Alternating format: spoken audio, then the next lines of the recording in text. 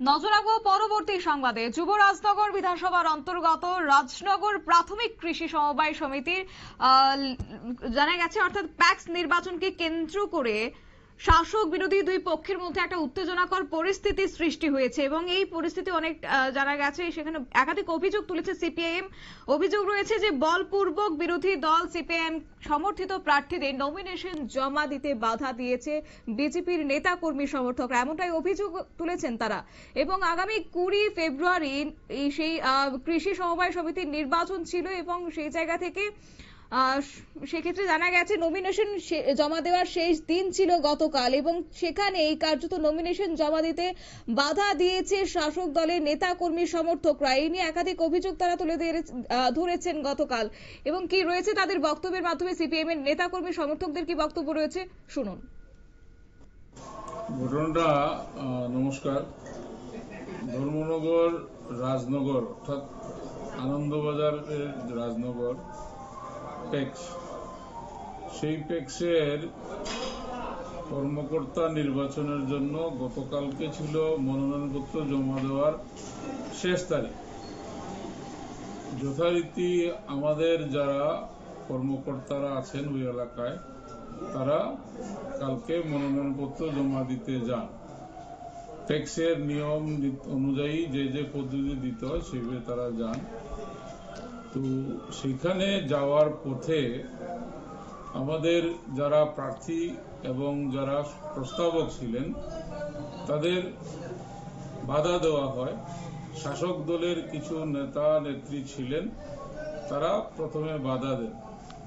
পরবর্তী সময়ে আমাদের নেতৃত্ব স্থানীয় যারা আছেন তারা পুলিশের সহযোগিতা চান।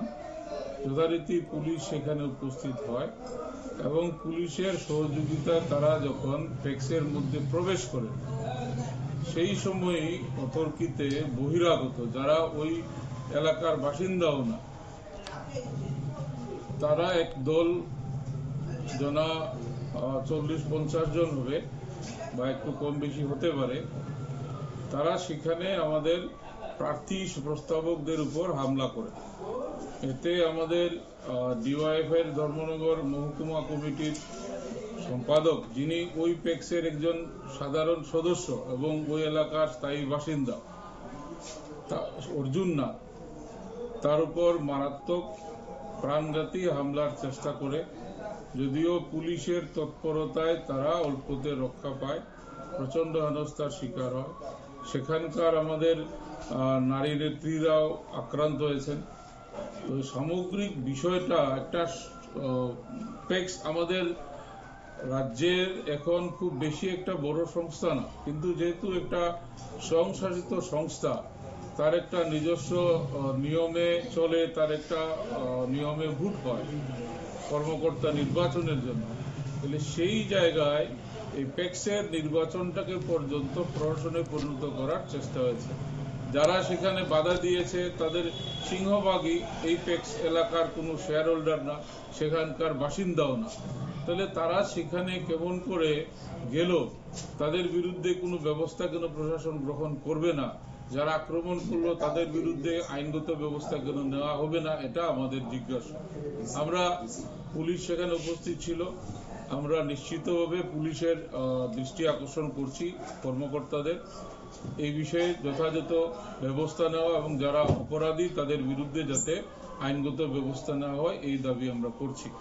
এবং পেক্স তার যে গণতান্ত্রিক রীতি, সেই রীতিতে যাতে ভোট হয় সেই বিষয়টা নিশ্চিত করার জন্য আমরা সংশ্লিষ্ট দপ্তরের কর্মকর্তাদের কাছেও দাবি জানাচ্ছি।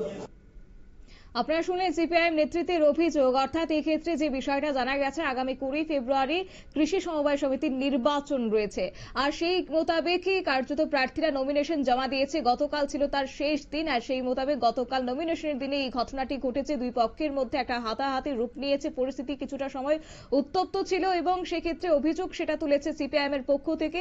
এবং এও জানা গেছে যে বেলা 1টা নাগাদ প্যাক্স নির্বাচনকে 5 জন বাম প্রতিনিধিকে নিয়ে সিপিআইএম যুব সংগঠন, ডিওয়াই ডিওয়াইএফআই এর ধর্মনগর মহকুমা সম্পাদক অর্থাৎ আনন্দবাজার অঞ্চল কমিটির সদস্য অর্জুন নাথ রাজনগর প্রাথমিক কৃষি সমবায় সমিতির অফিসে এলে সরকারি আধিকারিকদের সামনেই নাকি শাসক দলের নেতারা বাম নেতা কর্মীদের উপর আক্রমণ চালায় বলে অভিযোগ এবং পরবর্তীতে জোরপূর্বকভাবে বাম প্রতিনিধিদের নমিনেশনের রিজেক্ট করে শাসক দলের প্রতিনিধিদের বিজয়ী বলে ঘোষণা করা হয়েছে এবং এই ঘটনায় খানিকের মধ্যে একটা উত্তপ্ত পরিস্থিতির সৃষ্টি হয়েছে গোটা আনন্দবাজার এলাকা জুড়ে। তবে যাই হোক, পরিস্থিতি নিয়ন্ত্রণে পরবর্তীতে ছুটে এসেছে পুলিশ এবং তারপরে পুলিশের সামনে বাম নেতা কর্মীদের উপর নাকি আক্রমণ চালানো হয়েছে বলে আজকে সিপিআইএম নেতাদের পক্ষ থেকে অভিযোগ উঠে আসছে। নিয়ে নিচে ছোট্ট একটি বিজ্ঞাপন বিরতির সঙ্গে থাকুন।